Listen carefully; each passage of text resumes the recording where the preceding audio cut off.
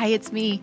I'm jumping in here really quick to tell you about an opportunity that we have reserved for Resiliency Redefined podcast listeners. So, this is for you.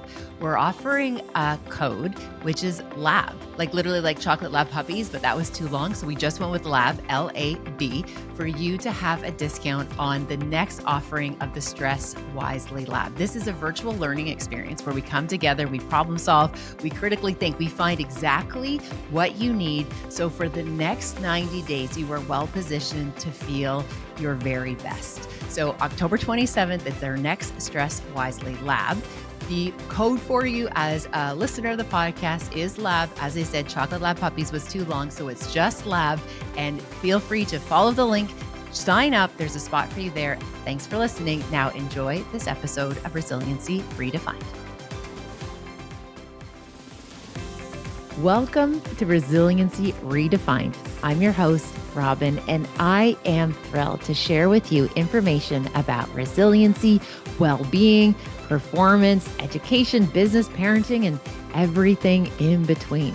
I'm committed to joining you each week to talk about these big ideas and bring them into action, habits, tools, strategies, tactics that allow us to finally uncover what it takes to truly be well. And I'm just so excited that you're here. So on today's episode of Resiliency Redefined, I am so excited to introduce you to Zach Arend. Like, he is what I lovingly refer to as the cowboy philosopher. This is someone who's had a remarkable career in rodeo. In our time together, he tells you a wee bit about his origin story, about how that started, and then where he got to go to in terms of his success as a podcast host, an executive coach, a consultant. And let me tell you, the wisdom that Zach drops in this episode as it relates to our inner rider and our inner cowboy, our inner horse. Oh my goodness, these are gems presented in a new way. And I'm so excited for you to hear my episode with Zach, again, who I like to refer to as my cowboy philosopher.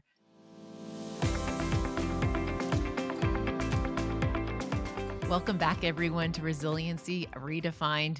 I am so excited to be able to introduce to you to someone who is actually relatively new to me. I just had an opportunity to connect with Zach a wee while ago at an event we were doing. And as soon as I heard him talk to this audience, see them oh my gosh, when the audience was just enamored with Zach. And I thought, oh my goodness, I want to keep the conversation going. And thanks to a mutual friend, Jenny, we're able to do that. So Zach, welcome to the show. I'm so glad that you are here. Yeah, I'm glad to be here, Robyne. I was looking forward to it. Aw, thank you. So, okay, Zach, for my listeners who haven't had a chance to meet you yet either, tell us about the good work that you do. What are we doing and what are you working on these days and how did you get here? Yeah, well, where to begin with that question? Let's just hit. I would give you the direct answer.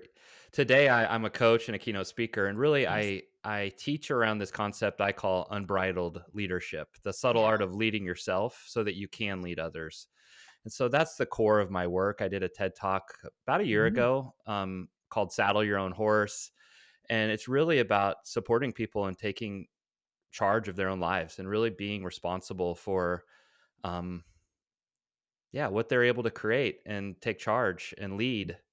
So that's where my passion lies, and we can get into that, but yeah. we'll start there.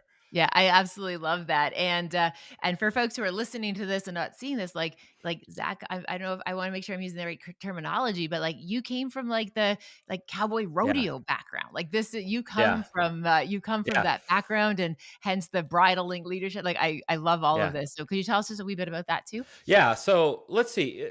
I like to always start when I was 9. Yeah. My mom bought me my first horse. It was a Shetland pony Oh, named Princess, I remember that. and I got into horses doing 4-H, but eventually decided I want to do the rodeo. That's what the Yeah. real cowboys did.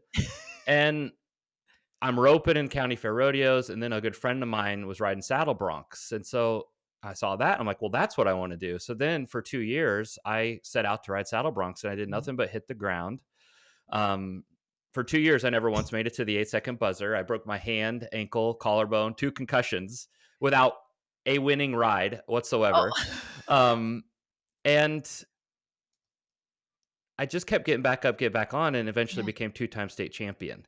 And Yes, you so there's did. this story that um the second part of my story though was next thing I know, I'm a 34-year-old vice president of sales wearing a Brooks Brothers suit, Allen Yeah. Edmonds shoes, you know, like Yes. totally different worlds. Yeah. And one day my CEO texted me and he said, meet me at the country club. I'm like, sure, I'll meet you at the country club. And we're in our middle of our first bourbon. And he basically says, Zach, need to make some changes to the company. We're growing, and I'm like, Yeah. sure, whatever you need, boss. I'm Yeah. I'm I'm up for anything. Well, then he told me, well, we need to move you back down into sales. Mm, And so just like that, I got demoted mm, after being with the same organization for 10 years. I was vice president for 4 years. mhm. The company, in many ways, looking back, outgrew me. And my new boss came in. Now report to Michael, and he's just this industry veteran, twice my age, Yeah. twice my experience. And he told me, he's like, Zach, you were set up for failure. This company never Yeah. should have put you in the position that it did.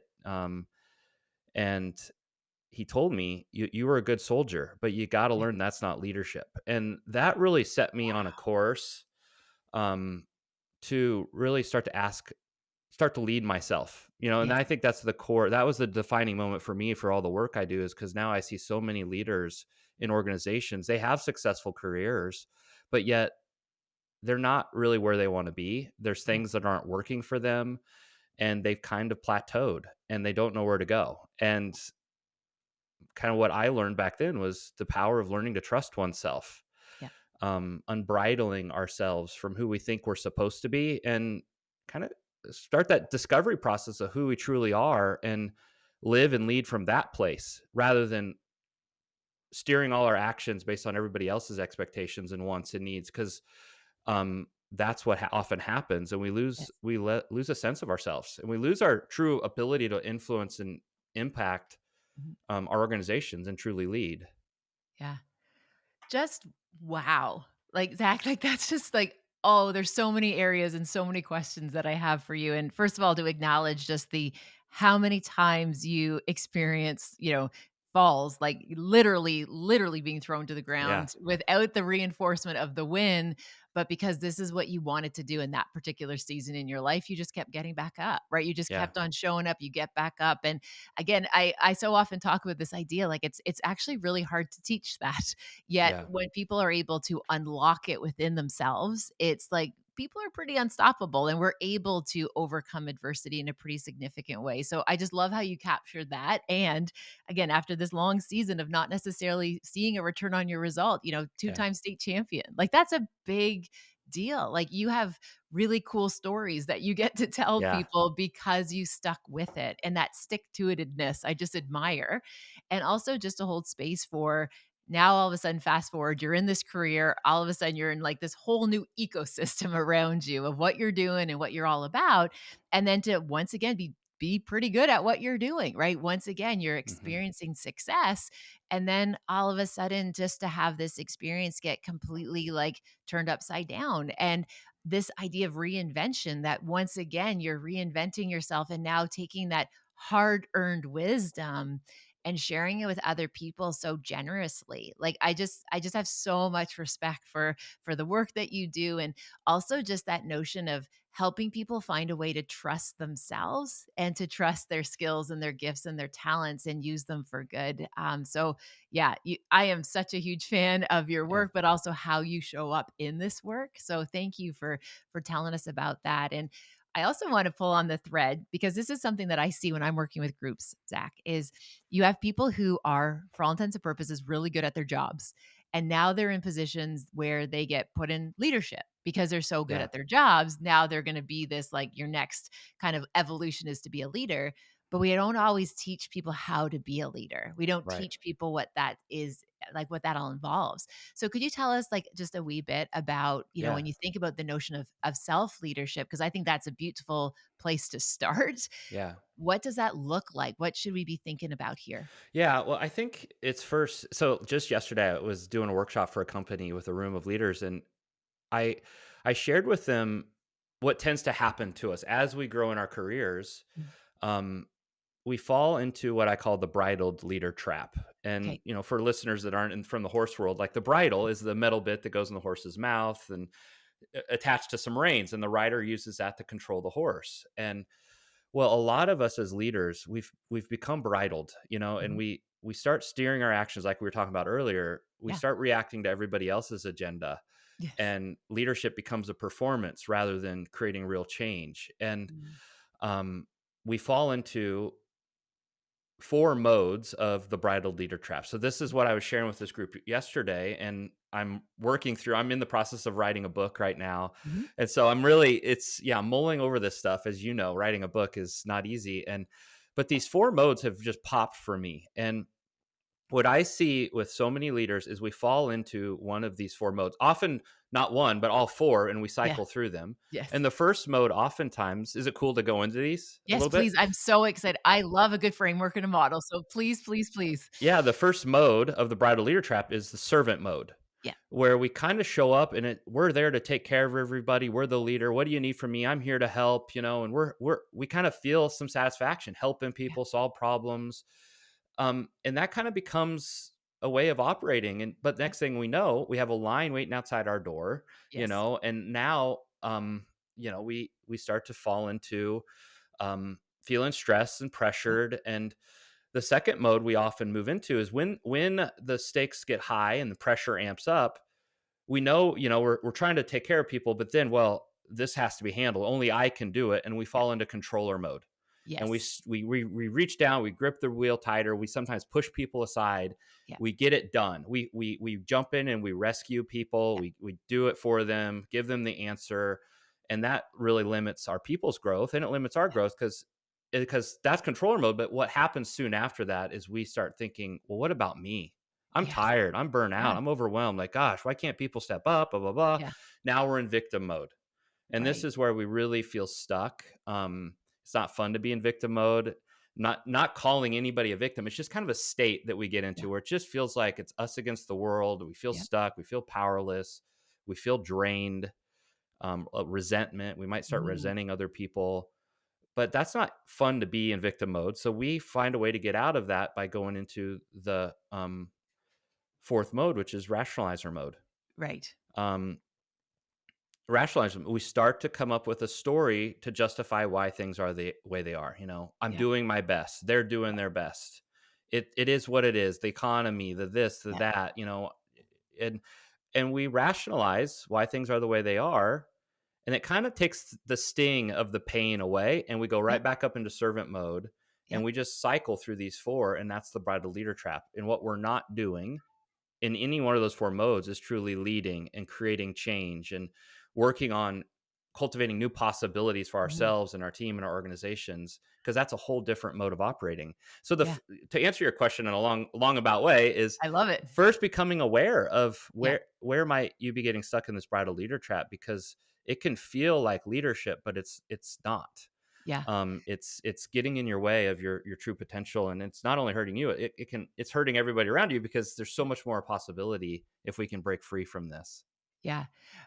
Oh my goodness. There's so many things that I want to ask you about here. And first of all, I love that. Yes, this is in the context of leadership. I see this just like in the context of life, right? Yeah. Where this applies to so much more than, you don't have to have a certain title for you to fall into Hmm. any of these traps or any of these kind of phases of your model. Any one of us at any given time and pretty much any one of our relationships can actually kind of find ourselves in your area that you described there. And I really appreciate this notion of just like, yeah, we show up to be of service, we want to be useful, we want to help people, Yeah. we want to do the good work. And then all of a sudden it's like, oh, it's not, maybe it's not happening fast enough, or we don't have the right resources or whatnot. So then it's like, oh, I got to do this myself, right? That lone Hmm. wolf mentality takes over. And you're absolutely right, that next iteration of all of a sudden we start to resent some of the things that are going on. And why am I the one who's putting in all the extra Yeah. hours? Why am I the one carrying it? Like, this is in your job description, but I've taken away your agency. And Yes. now I'm complaining to you, my teammate, that I've taken away your agency, yet you're now underperforming. And again, then that piece about, kind of the stories we tell ourselves to make sense of it all. Yes. Like, I think you've captured something that is so that's so generalizable to the human condition in Yeah. so many different ways and so many different places. So I'm excited to read that book. Yeah. I'm excited to learn more about it. And one of the question that kind of comes top of mind, if we know these are the traps, and I love how you illustrated that for us, and we want to build self-awareness so we don't end up there. Now, let's say we've like, shoot, Zach, oh my gosh, I have like enabled underperformance in myself. Hmm. I've enabled underperformance in my teammates or my followership or people who report to me. If we now are standing there at that brink of that truth, right? Like, because of my behavior as a leader, this is underperforming, is happening all around me, including myself. What's our next move? Yeah. Where do we start? Where do we go from there? Yeah. I the best I reflect on this question a lot, and Yeah. it's the saddle your own horse principle that I teach. Yes.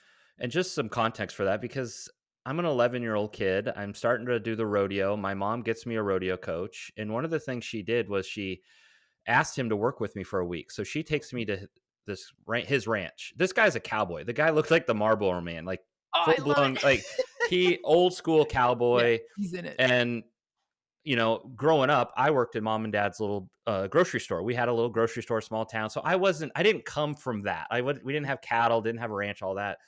And so it was a big deal to be dropped off at this cowboy's ranch for him to teach me and train me on how to rope and work cattle and all of those things that cowboys do.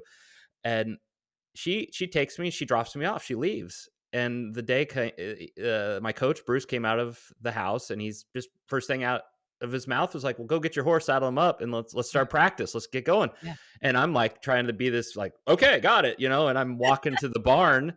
I'm gonna saddle my horse, Joe. And Joe is like, he's this big quarter horse, twice as tall as I am. I'm a 11-year-old boy.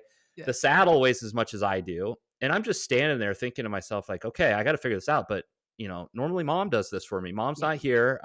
I got yeah. to figure this out. And long story short, I saddled my horse on my own that day, and it wasn't pretty, Wow. but it happened. And Yeah, I just remember how I felt after done yeah, it, sitting taller in the saddle. Like, it's like, yeah, oh, this is what being a cowboy feels like.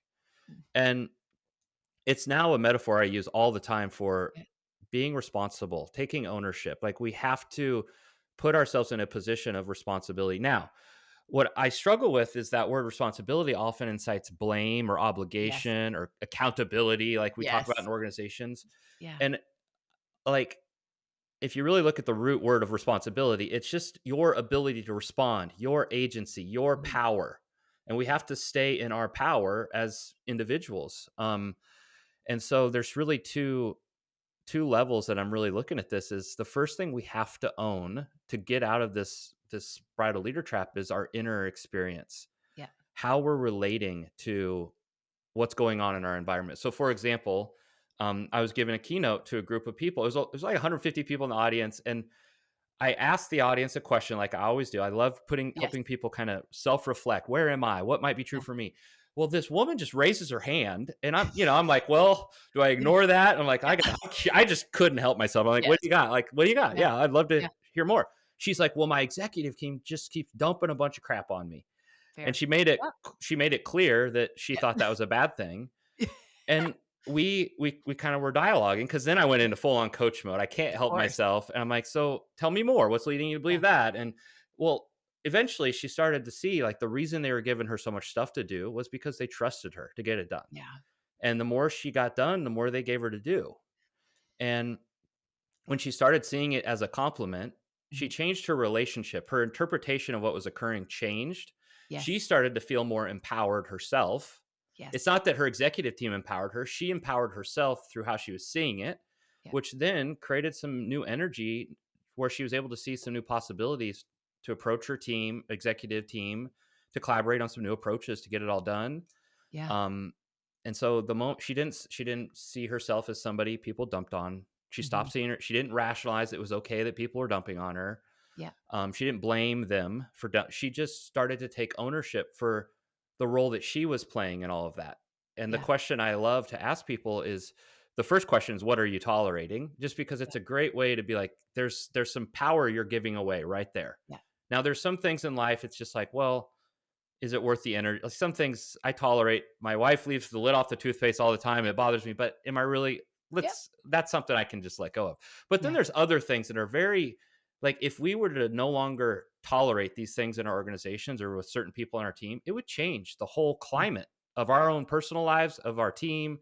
And so it's those things that, what are we tolerating? But then instead of blaming or rationalizing or falling into the bridal leader trap, beginning to ask the secondary question, which is, what part of that thing that I say I don't want can I own? Yes. How might I be contributing to it? Yeah. Not, and now this is the distinction though, is I tell people, like, we're not asking that question from a place of blame.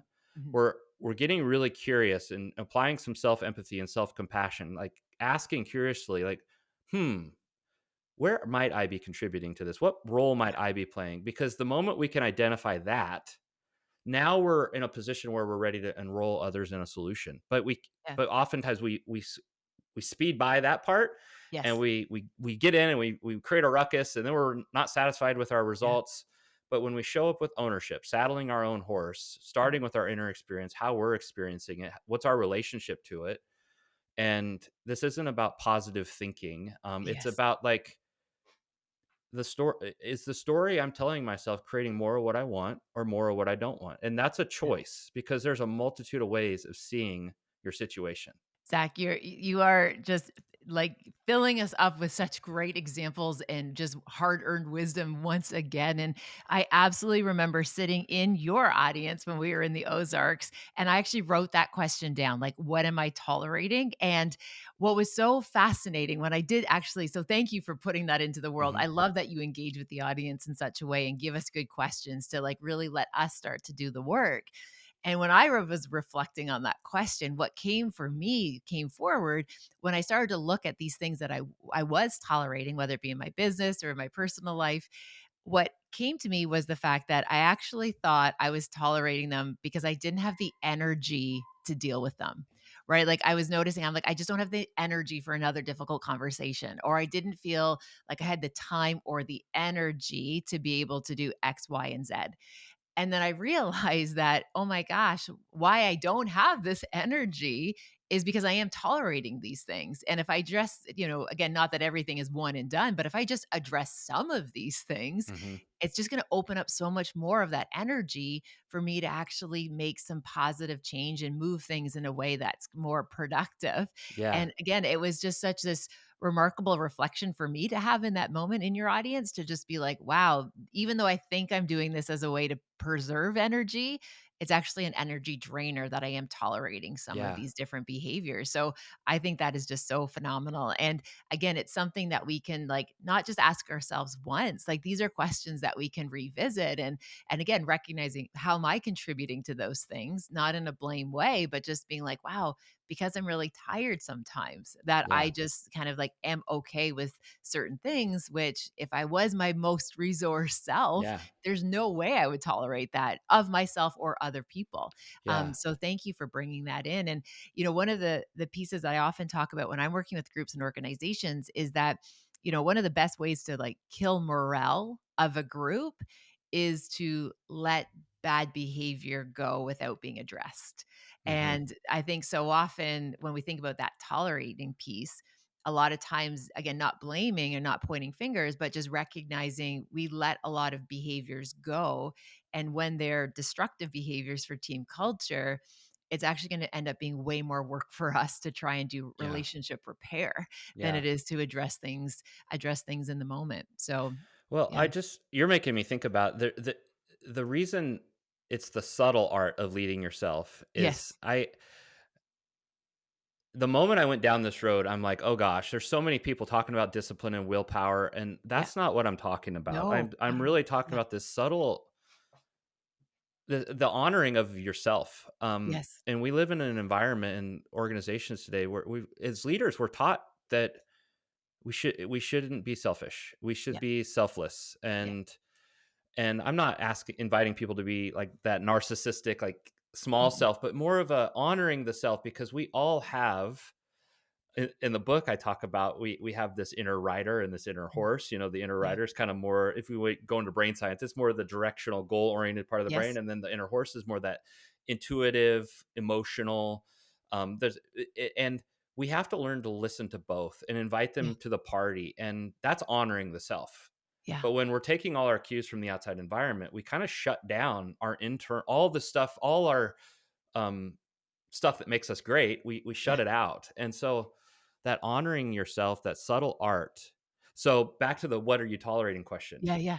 What I've learned is it's less about addressing it. It's more about acknowledging that it's yours to address Mhm. and making a fundamental decision to begin. Yeah. So sometimes things take a while to address. Yeah. And sometimes just your next step is to be like, you know what? Instead of jumping into my inbox tomorrow morning, I'm going to pull out a journal and I'm just going to Yeah. write about what I would love for this relationship to look like.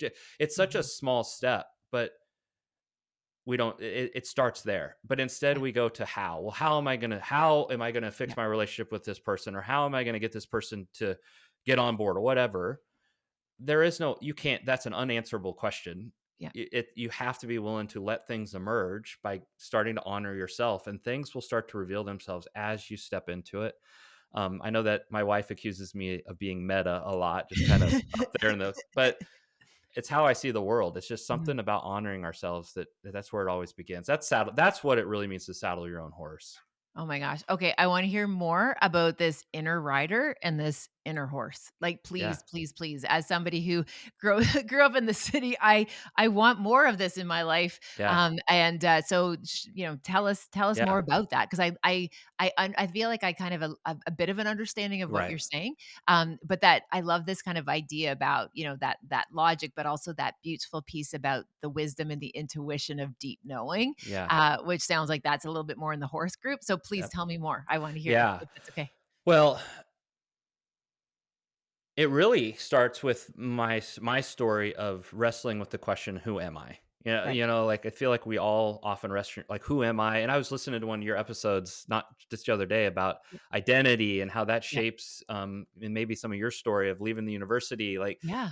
when I heard that story, I'm like, yeah, that's what happened to me when I got demoted. It was just this thing that I loved, that I had a lot of identity in, but yet over time I was not listening to my inner horse. I wasn't listening to that intuitive whisper of what I was feeling called to do. Mhm. And I was not listening to it so much to the point where it literally threw me to the ground. It literally like reared its Yeah. head. It's like, all Yeah. right, you're not listening. Fine. Yeah. Then like pain creates change, Yes. unfortunately. And sometimes True. and so there was this moment where after getting the demotion, I was at this trade show doing sales now, doing my new gig, knowing full well that's not what I was called to do, but I'm just like Mhm. trying my best to do what I was supposed to do, falling back into old patterns. And there was this day where I just couldn't bring myself to do the job. And I Yeah. remember at the end of the day, after a full day of like cold calling trade show booths, which was Mhm. terrible, Mhm. um, I just started walking back to the hotel, and I just remember almost bursting into tears. Like it was like this Yeah. ball of emotion just came. It's like boom. And I said some expletives like, I don't want Yeah. to do this anymore. Yeah. Like I talking to nobody but myself. And a dam just broke. I'm just like, Yeah. I don't know. It's just, and I that's the equivalent of the horse throwing me to the ground, Yeah. waking me up. And so that kind of brought me on this journey of like, oh, we have this inner rider and this inner horse, Mhm. and it's our relationship with, we have both of them. Yeah. And but then looking closer at the inner rider, the inner horse is pretty self-explanatory. It's like Yes. if you think about the horses, like they are powerful creatures, been around for Yeah. millions of years, Yeah. very instinctual, powerful animals. Like, Yeah. um, but then when I started thinking about the inner rider, I started thinking about, well, there's two types of riders. There's the Mhm. fearful rider, Yeah. and then there's the true horseman or the true equestrian. The Mhm. pro, the master Yeah. of, and it's the true equestrian that pays attention to its own internal goals of the rider, but Mhm. also is in tune with the horse. It's almost like they become one. Yeah. And so as a leadership coach now, and that subtle art of leading yourself, it's about learning to go inward first, Mhm. to check in with the inner horse. What is your intuition? What is your desire, your joy? All those emotions that do have a great, or stress and anxiety. Yes. Like, it's not something we need to avoid, it's something we need to listen to, and Mhm. go into that, because the inner horse always knows. It knows if we Yeah. kind of check in with it. What do I need that I feel like I'm not getting? Yeah. That's a really good question to ask, because that'll take you back to center. But Yes. then what I've also learned, though, the rider, the inner rider is where our goals come from. We need Mhm. goals. Yeah. because the goals inform. I have this principle called eyes on the bronc, but the goals inform who we be. If we don't Right. have goals, we don't have something in our future. It's our future that can inform who we are, who Mhm. we become. And if we don't have goals, we're only looking to the past to tell us who we are. And so Mm. the inner writer needs these goals. And so sometimes we swing just to peace, love, and happiness over here, just Yes. with, like, it's all about feel Yeah. good, Yeah. but it has to be in service to the rider's goal. So it's those two, the rider and the horse, working together and being in relationship with them as the true equestrian, that is Yeah. really what I'm working through the book. Yeah. Wow. And teaching. Yeah. Okay, Zach, I could talk to you for days. There are so many different things that I want to ask you about. I hope I can get you back onto the podcast to keep the Likewise. Yeah. conversation going. But you are literally like my cowboy philosopher. Like, I love that you are bringing these two worlds together and introducing us to, like, not just like terminology, but like, again, like deep ideas. And I really celebrate that and I appreciate that. And again, I wish we had more Thank you. time to bring this full circle. And one of the things that we do on these episodes, is the guest before you leaves a question for the following guest. And now they don't know who the guest is going to be. They just leave an open-ended curiosity for them.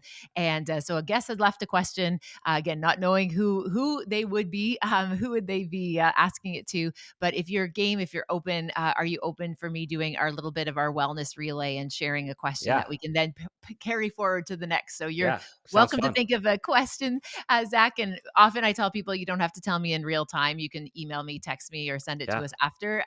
But the question, and this is, I'm going to tweak it just slightly given what we've talked about. So the question is if there was like a famous person that you could go for a walk with in nature or a ride with in nature, is how I'm tweaking it for you. If there's someone that you could just spend time with to have conversations, who would you go on a ride with? Hmm. Oh boy. Yeah. Um, right now, I would love to Warner Earhart. I don't know if your listeners have heard who Warner Earhart is. I'm really fascinated by his work, and Okay. he's an interesting thinker, and I would love to go, yeah, horseback riding with Warner and just start asking him questions about how he um, he created a seminar called EST back in the 70s, Okay. and it since then served millions of people, Yeah. and its influence. I don't know if you know Stephen Hayes's work in Mhm. acceptance commitment therapy. Yes. It Yeah. influenced him in Oh, ACT, and cool. I just would love to talk to Warner and just I don't even know if I'd have questions. I just love being around his way of thinking. I love Yeah. I love that. I love that. And question for you as a follow-up question, this isn't a question that was left me. Have you ever reached out to Warner? Have you ever reached out? No, I haven't. I would, I'm challenging you to. Okay. And you could literally use this as the bridge to be like, "Hey, I was on this random woman's podcast and she asked me this question and what came to mind was you, and you never know. Why not?" I love it. I love I it. would you Yeah. could use that as the awkward, Okay. like, how to even start the conversation. You can totally blame it on me up here in Canada. This random woman asked me this question, and you never know. Maybe he's looking to go for a walk and he's waiting to share some of that wisdom and pass it on to the next generation. You never know.